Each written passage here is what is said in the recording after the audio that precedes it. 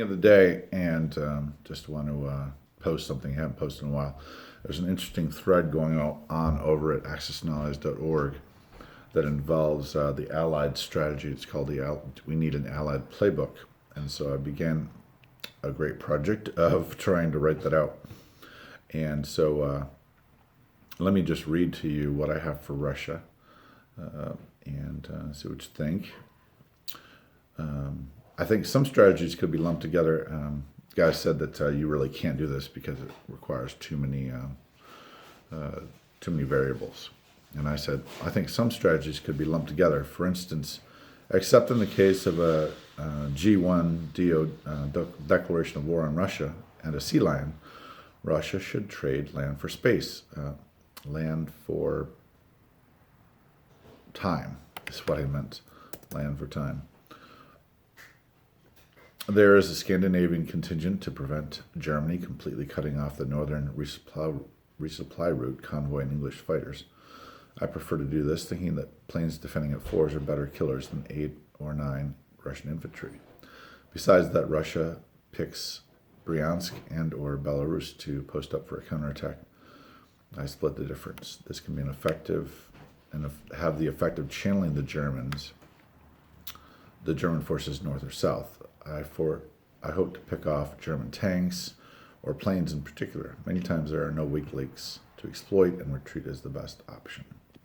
In the east, one can retreat to Moscow or stay and invade Manchuria or Korea.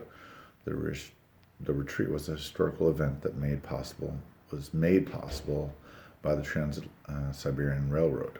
In War Room, this is taken care of, but not Global 40 yet. I prefer a 12-6 split, sending 6 and an AA to the South Soviet Far East to support American bombers and or landings if I am so inclined in the late game. The retreat to Turtle in Moscow takes place with an understanding that Moscow will need every English fighter that is on the board by turn 4 or 5, depending.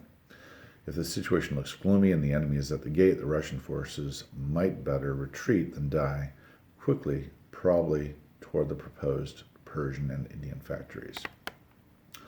And then I also wrote, if Sea Lion or Germany won declaration of war, the Soviets have to react accordingly. Sea Lion is an opportunity to expand.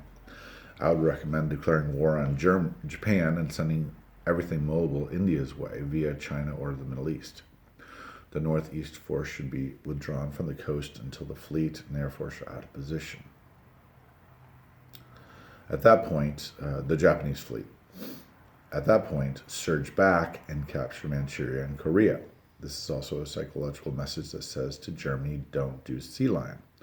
Your ally will pay. Mass your infantry, your Russian infantry, and Bessarabia and Finland in order to surge into the Balkans and Scandinavia. Poland is a loser because it is too close to the factory. Russia will quickly gain enormous wealth from the spread of communism. German declaration of war is the worst and most intense. Options are limited. Outside help or a fighting retreat is your only option.